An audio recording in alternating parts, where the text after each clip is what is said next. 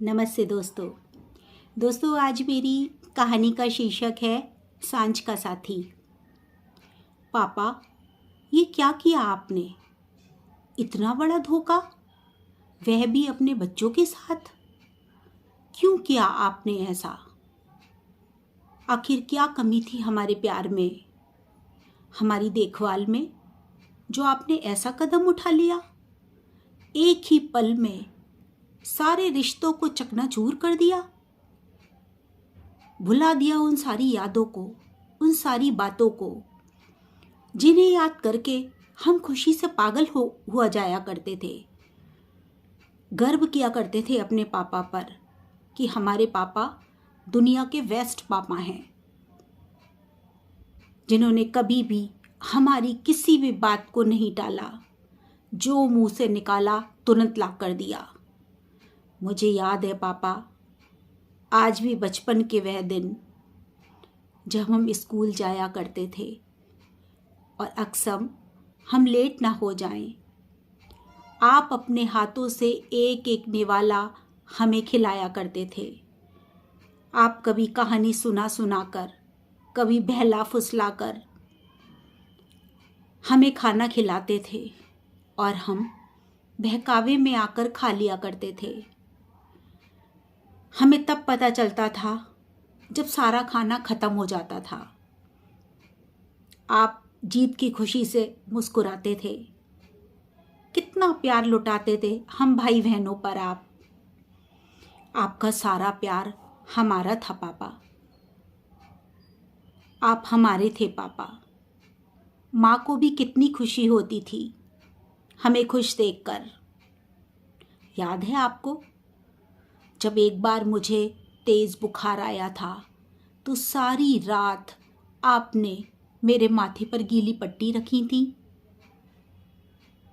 लेकिन आपने एक ही पल में सब चूर चूर कर दिया, सब खत्म कर दिया। माँ के साथ भी विश्वासघात किया है आपने। अभी तो माँ को गए हुए 1 बरस भी नहीं बीता।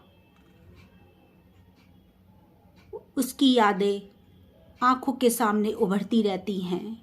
उसकी खुशबू, उसकी चूड़ी की खनक आज भी हमारे कमरे से आती होगी। उसके हाथों का स्पर्श आज भी आपके कपड़ों में होगा, घर के हर सामान में होगा। कितना प्यार करती थी वह हम सबको। उसकी अलमारी को खोल कर तो देखिए, उसकी साड़ी के बीच में से कुछ छुपे हुए रुपए ज़रूर मिलेंगे, जिसको वो संभाल के रखती थी उस समय के लिए।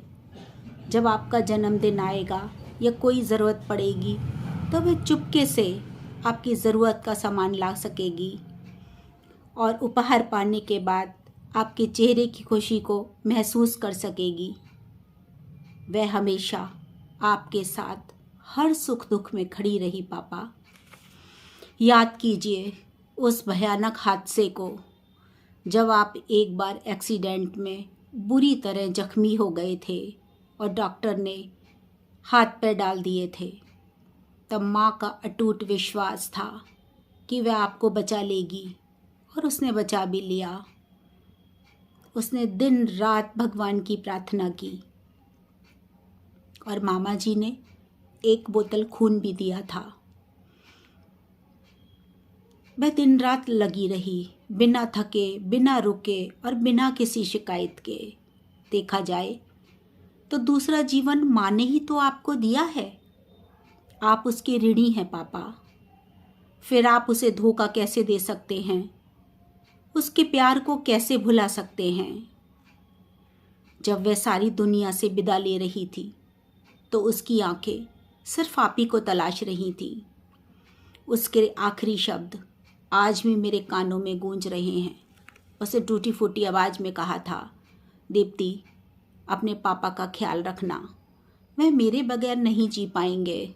ये कहते हुए उसने आखिरी सांस भरी थी और हम सबको रोता बिलखता छोड़कर चली गई थी। आप भी तो बस कठोर होने का नाटक भर कर रहे थे। कैसे बच्चों की तरह मुझसे भी ज़्यादा फूट फूट कर रोए थे। अब क्या हो गया पापा? क्या वह सब रोना महज एक दिखावा भर था? माँ के साथ बिताए हुए 26 साल एक धोखा थे जो आप उन्हें देते आ रहे थे। आप इतने स्वार्थी कैसे हो सकते हैं पापा? माँ की यादों को कैसे भुला सकते हैं? अब मेरी माँ की साड़ियाँ वह पहनती होगी जिसमें मेरी माँ की खुशबू अभी भी बसी होगी। माँ के करीने से सजाए किचन में वह चाय बनाती होगी और चाय के पतीलों को यूं ही छोड़ देती होगी। माँ को कितनी चिढ़ थी कि चाय का पतीला हाथ की हाथ साफ होना चाहिए। पूरा का पूरा घर माँ की यादों से भरा पड़ा है। कहाँ वे अपना घर बसाएगी? कैसे वे किसी और के पिता और पति को अपना कह पाएगी? पापा, रात में आसमान में देखना, एक छोटा सा टिमटिमाता हुआ तारा दिखेगा। वह अपनी छत के ठीक ऊपर ही होगा। माँ वहाँ से रोज आपको देखती है। वह तारा नहीं है पापा, हमारी माँ है जो वहाँ से आपको लगातार देख रही है। आंगन में रखे हुए तुलसी के पौधे पर कुछ ओस की बूंदें दिखाई देंगी। वे सिर्फ बूंदें नहीं हैं, शायद माँ के आंसू हैं। वह ज़रूर रोती होगी क्योंकि रिश्तों के विश्वास की नींव अब दरक चुकी है। पापा, आप हमारे पापा नहीं हो। आप मेरे माँ के पति भी नहीं हो। आप बस उस औरत के पति हो, सिर्फ उस औरत के पति हो। हमारे पापा को ईमेल करके दीप्ति फफक कर रो पड़ी। आज उसे अपनी माँ की बहुत याद आ रही थी। अपना ही घर पराया सा लगने लगा था। कैसे रख पाएगी पैर उस घर में? क्या बताऊंगी अपने दोस्तों को? कैसे सामना करूंगी आपका? उसे लग रहा था जैसे उसके पापा से नहीं, उससे कोई गुनाह हो गया हो।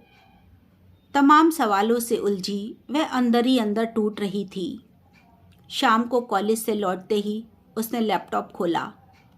पापा का जवाबी मेल तलाशने लगी, जिसे वह एक सांस में पढ़ती चली गई। दोस्तों, कहानी का अगला भाग लेके मैं कल शाम 5 बजे आपके सामने प्रस्तुत होंगी। अगर आपको मेरा चैनल अच्छा लगता है तो आप मेरे चैनल को सब्सक्राइब, लाइक और शेयर कीजिए। हम कल शाम 5 बजे फिर मिलते हैं ये जानने के लिए कि उसके पापा का क्या मेल आया था। तब तक के लिए